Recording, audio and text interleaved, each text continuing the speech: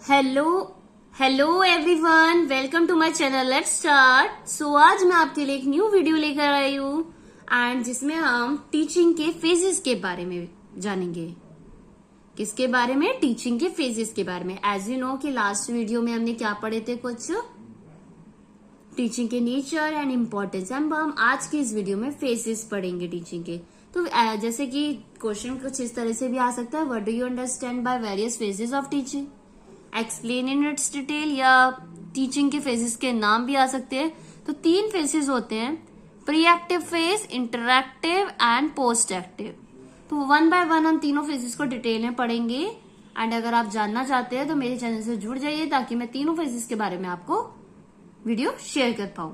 चलिए, first of all phases of teaching होता क्या है। Teaching is a complex task. As you know कि एक इजी टास्क तो नहीं है, कॉम्प्लेक्स है।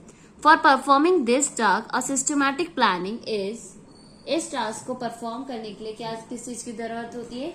एक सिस्टमैटिक प्लानिंग की, जो कि जरूरी है। Teaching is to be considered in term of various steps and the different steps constituting the process are called the phases of teaching. जो टीचिंग हम करते हैं, कई सारे स्टेप्स फॉलो करते हैं, डिफरेंट स्टेप्स कॉन्स्टिट्यूट करते हैं, इन प्रोसेस को क्या बोलते हैं? Phases of teaching. टीचिंग को हम डिवाइड करते हैं 3 फेजेस में, जैसा कि मैं आपके साथ शेयर कर सकती हूँ। Pre active phase, interactive phase and post active phase.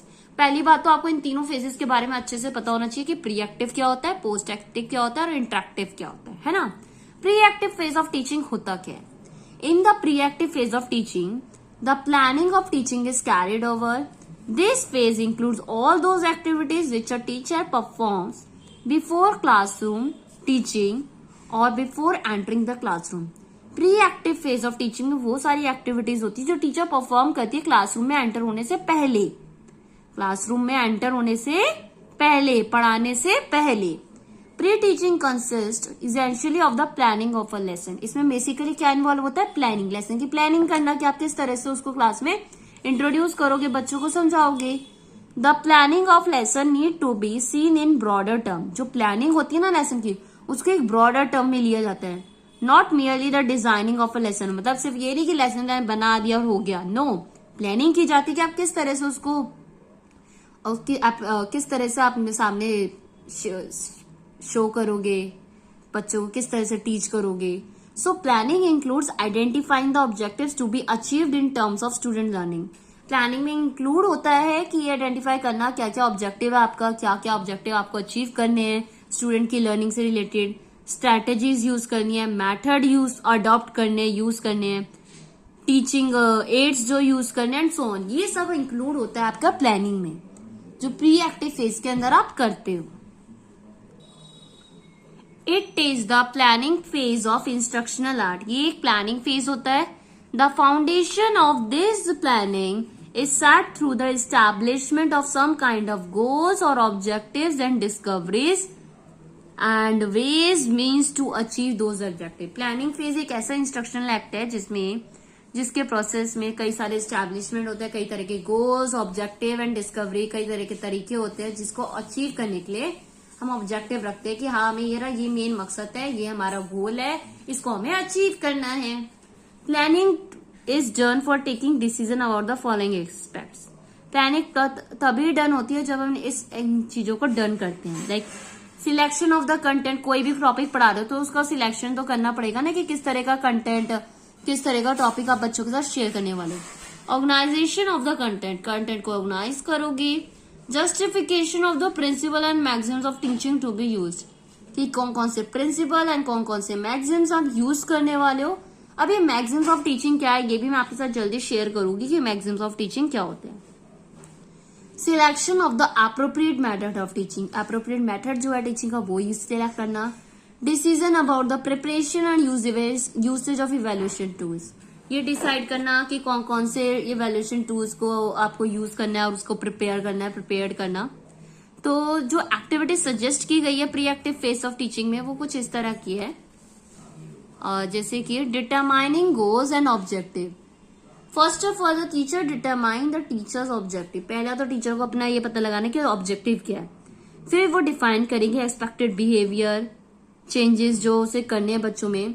Thus he ascertain the teaching objective, what changes he expect in the student by achieving those objective. कि पहले उसने अपने एज अ टीचर आपने ऑब्जेक्टिव सेट कर लिया and आप देखोगे उस ऑब्जेक्टिव को आपको अचीव करने के लिए क्या क्या चेंजेस आपको स्टूडेंट में देखने को मिल रहे हैं, क्या क्या चेंजेस आ रहे हैं. These objectives are determined according to the psychology of the pupils and need of the school and social and society.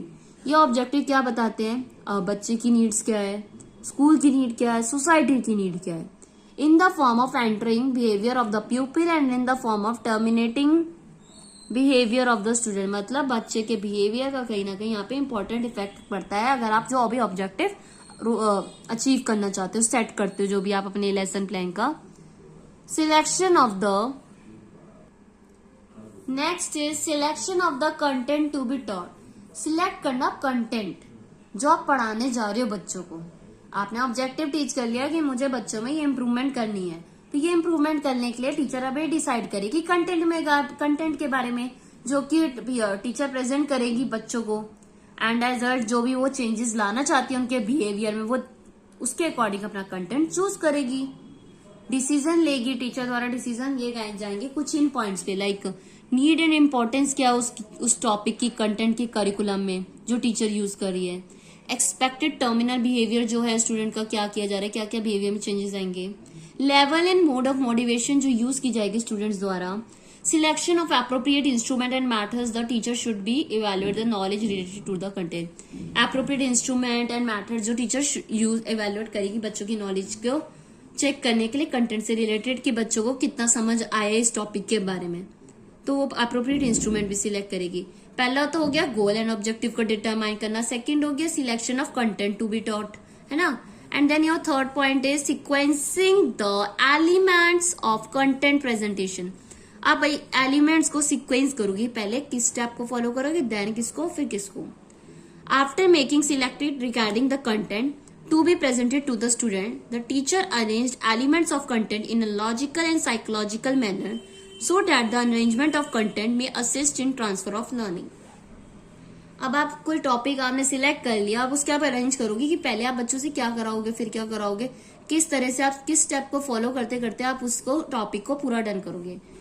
जैसे कि एग्जांपल समझ लो, आप मैथ्स में ही कोई टॉपिक पढ़ा रहे हो, मल्टीप्लिकेशन सब बच्चों को सिखा रहे हो, ठीक है.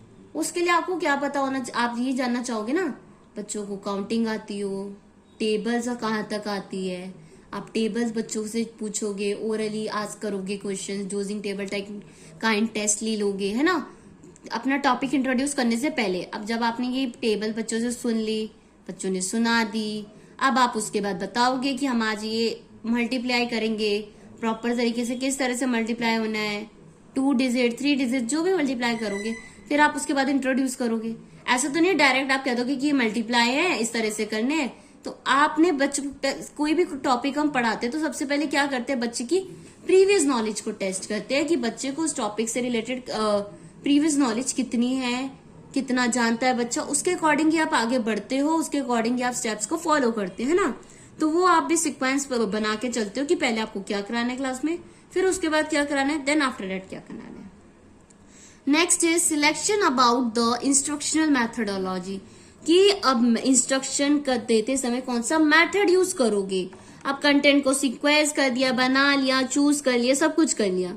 अब टीचर क्या डिसीजन लेगी कि कौन सा मेथड एंड स्ट्रेटेजीज यूज किया जाए इन कंटेंट में, ताकि बिहेवियर बच्चों के बिहेवियर में चेंजेस आए एंड जो लेवल है स्टूडेंट्स का वो भी डेवलप हो पाए, है ना. तभी तो आप एक जो मेथड होता है वो भी इम्पोर्टेंट रोल प्ले करता है. अगर आप लेक्चर मेथड यूज कर रहे हो, या कोई टीचिंग एड यूज कर रहे हो, या कोई स्ट्रैटेजी यूज कर रहे हो, या कोई स्मार्ट क्लासेस यूज कर रहे हो, जो whatever you are using to introduce your content. आप अपने कंटेंट को इंट्रोड्यूस करने के लिए या एक्सप्लेन करने के लिए टॉपिक जो भी ऑब्जेक्टिव उसको अचीव करने के लिए यूज कर रहे हो वो. Then your fifth point is how and when of teaching strategies. कैसे और कब आप यूज कर रहे हो, कहाँ करनी है, किस समय करनी है, ये भी आपको एडवांस में प्लान करना होता है क्लास में एंटर होने से पहले. तो ये जो हमने पॉइंट्स पढ़े हैं ना, इस कुछ 5 पॉइंट्स, ये वो पॉइंट्स है जो आप क्लास में एंटर होने से पहले ही डिसाइड करते हो, पहले ही ध्यान में रखते हुए अपने आप को प्रिपेयर करते हो टॉपिक पढ़ाने के लिए. Decision making regarding the teaching method and strategy for presenting the sequence content to the students. जो डिसीजन लिया जाता है टीचिंग में मैथड स्ट्रेटेजी जो भी यूज करने वाले हैं सीक्वेंस कंटेंट को स्टूडेंट को पढ़ाने के लिए, इज नॉट सफिशियंट, जो कि काफी सफिशियंट नहीं है। So the teacher should also decide how and when he will make use of the previous selected method and strategy during the classroom teaching. आपने मेथड सिलेक्ट कर लिया वो बड़ी बात नहीं है, पर मेथड कब यूज करना है, किस समय यूज करना है, वो भी आपको डिसाइड करना पड़ेगा। आप अपनी प्रीवियस क्लासेस को ध्यान में रखते हुए उनको इवेल्युएट करते हुए सिलेक्ट करोगे कि आप कौन सा किस टाइम पे कौन सी स्ट्रेटेजी कौन सा मेथड यूज करोगे। तो जो 5 पॉइंट्स है जो आपको ध्यान में रखने वो ये है, गोल and objective, content should be selected, जो कंटेंट आपको पढ़ाना है, फिर उसके बाद एलिमेंट्स क्या क्या है कंटेंट को उसको सीक्वेंस करना, देन इंस्ट्रक्शनल मेथोडोलॉजी सिलेक्ट करोगे, एंड फिर जो स्ट्रेटेजी है कब how and when teaching strategy should be use वो आप सिलेक्ट करोगे। तो ये 5 पॉइंट आप क्लास में एज अ टीचर एंटर होने से पहले इन सबको प्रिपेयर करके चलोगे। तो ये क्या था, pre active phase of teaching. क्या था, प्री एक्टिव। आई होप आपको समझ आया होगा। नेक्स्ट पार्ट में मैं आपको, जैसे कि आपके यहाँ शो भी हो रहा होगा, इंटरेक्टिव फेज ऑफ टीचिंग, ये हम नेक्स्ट वीडियो में पढ़ेंगे। इंटरेक्टिव फेज ऑफ टीचिंग है। आज का जो टॉपिक था प्री एक्टिव फेज था टीचिंग का, आई होप ये अच्छे से आपको समझ आ गया। वो फेज टीचिंग का जो हम क्लास में एंटर होने से पहले ही डिसाइड करते हैं कि क्लास का क्या ऑब्जेक्टिव होगा, क्या कंटेंट सिलेक्ट होगा, उसको सीक्वेंस करते हैं, then instruction methodologies use select करते हैं कि कौन सा मैथड स्ट्रेटेजी यूज होगी, एंड वो स्ट्रेटेजी कब और कहाँ यूज होगी ये भी हम प्रिपेयर करते हैं पहले से पहले। सो ये थी आज की वीडियो। आई होप आपको समझ आएगी। अगर वीडियो अच्छी लगी हो, हेल्पफुल लगी हो तो वीडियो को लाइक शेयर तो कर ही दीजिएगा, एंड साथ ही साथ कमेंट में जरूर बताया करें कि आपको वीडियो कैसी लगी, because your comments play very important role for me. क्योंकि आपको पता है आपके जो कमेंट्स है वही मुझे मोटिवेट करते हैं, मुझे इम्प्रूव भी करते हैं कि क्या क्या चीजें मुझे इम्प्रूव करने की जरूरत है अपनी वीडियो में। सो जाने से पहले चैनल को सब्सक्राइब तो कर ही दीजिएगा ताकि और भी ऐसी वीडियोस मैं आपके साथ शेयर करती रहूं। So thank you so much everyone for watching my video, and most important क्या है, सब्सक्राइब करना ना भूले ताकि और भी ऐसी वीडियोस मैं आपके साथ शेयर करती रहूं। Bye everyone.